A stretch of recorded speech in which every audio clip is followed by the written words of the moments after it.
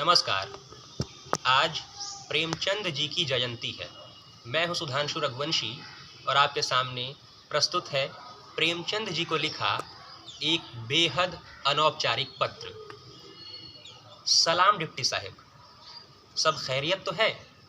तुम तो बल्लियों उछल रहे होगे। क्यों? अमा अजीब बात करते हो। देखो ना, जैसा छोड़कर गए थे अपने मुल्क को, वैसे का वैसा ही है। वही कर्ज की मेहमान नवाजी करता होरी गांव गांव में है। वही नवाब हैं, वही उनकी नवाबी। कुछ नहीं बदला। अधरोष्ठों में मत मुस्कुराओ। सोचो तो 1936 में गए थे, 2021 आ गया, अब तक प्रासंगिक बने हो।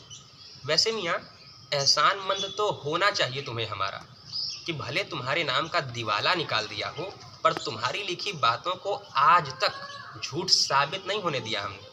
भले प्रेमचंद का प्रेमचंद्र या मुंशी प्रेमचंद करके हम कुर्क अमीनी पर उतर आए हों, पर यह बात तो तुम भी मानोगे कि तुम्हारे रास्ते से पत्थर न हटे, इसकी पूरी व्यवस्था कर रखी है हमने। अरे वही तो पहचान है तुम्हारी। जब तक यह पूंजीवादी जो तुम्हारे युग में महाजनी पत्थर था रहेगा, तभी तक प्रेमचंद का प्रेमचंदत्व बना रहेगा।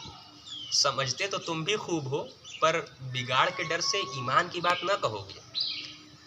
अरे हाँ, जूते वूते लिए कि? खैर छोड़ो, ये बताओ यार, डिप्टी गिरी में 18 रुपये मिलते थे, कैसे चलाते थे घर द्वार? आज तो अपन को 50-56 हज़ार मिलते हैं, फिर भी जिया जरत रहत दिन रैन। नहीं मने समझ तो हम भी रहे हैं कि महंगाई डायन है और डायन मरे न जाता छोड़े, पर इस बात से तो तुम भी सहमत होगे कि हिसाब से पैर पसारें तो चलो, फुर्सत में होना तो कोई टिप देना। और बताओ, गुल्ली डंडा कैसा चल रहा? खूब पद रहे होगे। यार एक बात बताओ, ये देश की स्वाधीनता के पीछे पागलों की तरह सरकारी नौकरी कौन छोड़ता है यार? मने निपट चौपट थे क्या? जोशिया के छोड़ दी सरकारी नौकरी और 56 साल में निकल लिए। और यह सब किसके लिए? इसी हिंदुस्तान के लिए, जिसके बारे में तुमसे बेहतर तो शायद ही कोई जानता रहा होगा। तुम्हें तो पता था ना कि डेमोक्रेसी महज एक छलावा है, स्वतंत्रता एक ढोंग। आज़ादी तो यहाँ के लोगों को, यहाँ के लोगों से ही चाहिए थी। गलती कर दी तुमने। अब देखो, साल भर में 1-2 बार याद आते हो, फिर तुम अपने रास्ते अपन अपने। किसे फुर्सत की पढ़े तुमको और समझे कि सोना मृत्यु का लक्षण भी हो सकता है। किसी और की क्या, अपनी बात करता हूँ। हाँ, जानता हूँ, जनता के लेखक के सामने अपनी बात करना पाप है, पाप।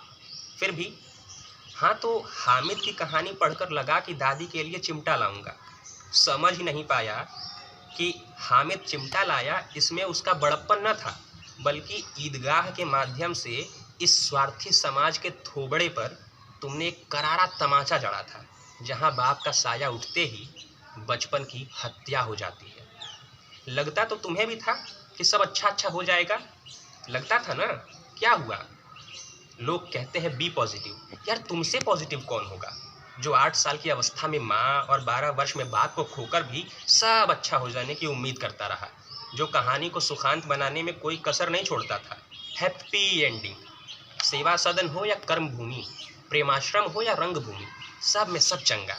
बेमेल विवाह पर लिख लिख कर मर गए, पर आज भी वधुएं 8 की और वर 60 के होते हैं। अब तुम सोच रहे होगे कि यार ये कितना निराशावादी आदमी है ना? पर ऐसा नहीं है। न मैं निराशावादी हूँ, न आशावादी। वो बात ये है कि जिस शब्द में वादी जुड़ा होता है, मुझे उससे बड़ा डर लगता है। तुम ही बताओ, घरेलू हिंसा के इतने मामले रोज़ाना आने के बाद कह सकोगे कि बड़े घर की बेटियां ऐसी ही होती हैं? वैसे आज तुम्हारा बर्थडे है, कोई और बात करते हैं, ये तो रोज़ का है। और बताओ, सुना है सोज़े वतन जब्त हो गई थी? आज भी होती है दोस्त, आज भी होती है। आज भी बड़े लोग का अपराध भी फैशन और छोटे लोगों की गलती भी अपराध बन जाती है। तुम भी कहोगे मैं कितना मतलबी हूँ, बस तुम्हारी खिंचाई किए जा रहा हूँ। लमही के बारे में तो कुछ बताया ही नहीं। अपने बनारस के बारे में भी कुछ बात करता तो लो सुनो, लमही अब वैसा नहीं रहा जैसा छोड़कर गए थे। अब इतने भी निराश मत हो कि क्या बदल गया।